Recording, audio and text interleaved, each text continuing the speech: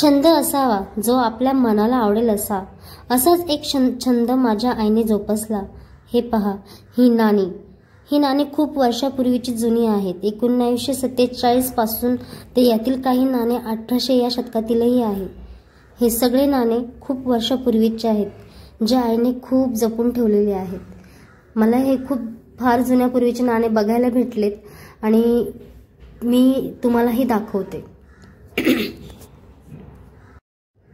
नमस्कार, मी छाया. तुमचं पुन्हा एकदा स्वागत आहे माझ्या यूट्यूब चॅनलवरती. हे बघा, माझ्या हातातलं जे नाणं आहे ते 1947 सालचं नाणं आहे. अशी माझ्याकडे 2 नाणी आहेत, म्हणजेच आईने जपून ठेवलेली.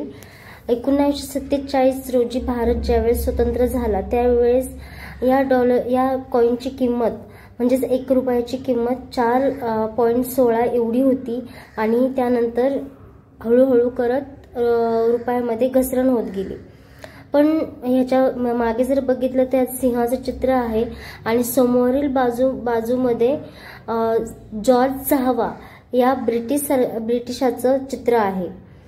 आणि हे नाणं 1947. माझ्या हातामध्ये दुसरे नाणे आहे. यावर पंडित जवाहरलाल नेहरू यांचे चित्र आहे. यावर त्यांचा जन्म आणि मृत्यू दोन्हींचीही नोंद दिलेली आहे. आणि एका बाजूला सत्यमेव जयतेचा चित्र आहे आणि हे 1 रुपयाचं नाणं आहे. हे 1989 साली चलनामध्ये आले होते. हे पंडित जवाहरलाल नेहरू यांच्या हे 1 रुपयांचे नाणे आहे. हे आपले भारतीय नाणे आहे. हे नाणे 1979 मध्ये लॉन्च करण्यात आले होते. यावर महात्मा गांधींचे चित्र आहे आणि हे महात्मा गांधी यांची 100वी जयंती निमित्त भारतात हे नाणे चलनात आले होते. हे नाणे स्टेनलेस स्टील पासून बनवलेले असून पण जुन्या तांबे निकेल यापासून बनवलेले आहे. समोरच्या बाजूने पाहिलं तर आपल्याला महात्मा गांधी यांचे चित्र दिसते आणि मागच्या बाजूला अशोक सिंहाची आहे.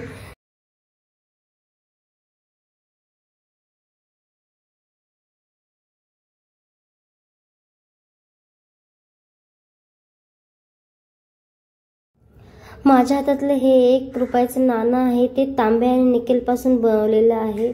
या नाण्यावर दिसणारे चित्र भविष्यासाठी अन्न असं या चित्राचं महत्त्व आहे. आणि जागतिक अन्न दिनानिमित्त हे नाणे 1990 मध्ये चलनात आले होते. या नाण्यावर हिंदी आणि इंग्रजीमध्ये भविष्यासाठी अन्न असे लिहिलेले आहे.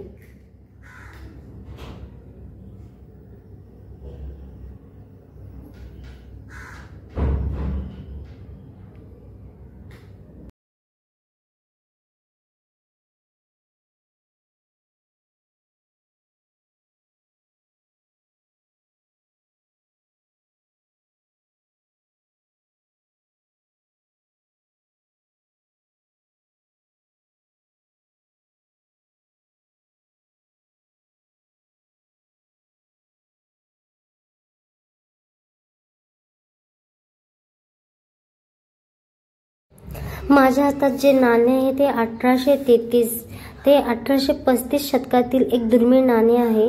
याला 1 पाई असेही बोलतात. यावरील जे चित्र आहे ते ईस्ट इंडिया कंपनीचे आहे. या नाण्यावर इंग्रजीमध्ये 1 क्वार्टर आणा आणि पारसीमध्ये 1 पाई असे लिहिलेले आहे. हे एक मध्ययुगीन कॉईन आहे आणि हे ब्रिटिश राज्यातील असल्यामुळे हा दुर्मिळ मानला जातो. हे एक मध्ययुगीन कॉईन आहे.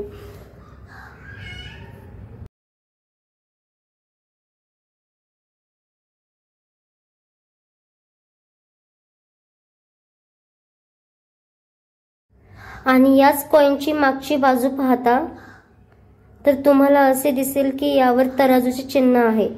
तराजूचे चिन्ह हे आजही न्यायदेवतेचं प्रतीक आहे आणि न्यायदेवतेचं यावर लिहिलेलं आहे आणि यावर अरबी भाषेमध्ये शिलालेख आहे.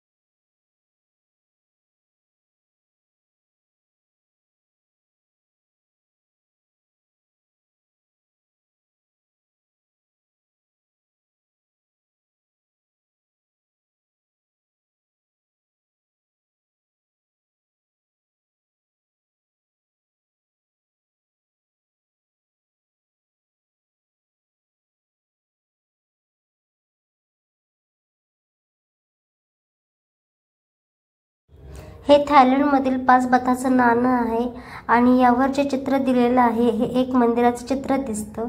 हे बौद्ध मंदिराचं चित्र आहे जे बौद्ध धर्माबद्दल काहीतरी सांगत असावं बहुतेक। हे आपल्या इंडियातलं नसून हे थायलंडमधलं नाणं आहे।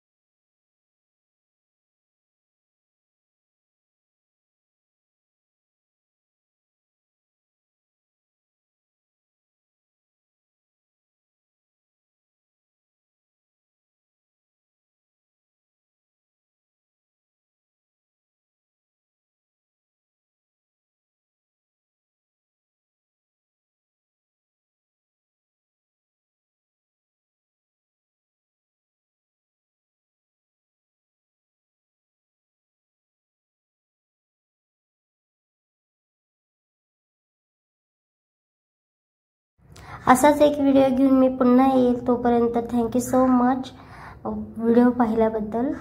हा व्हिडिओ कसा आवडला, माहिती कशी आवडली नक्कीच कमेंट करून सांगा। तोपर्यंत बाय बाय, टेक केअर।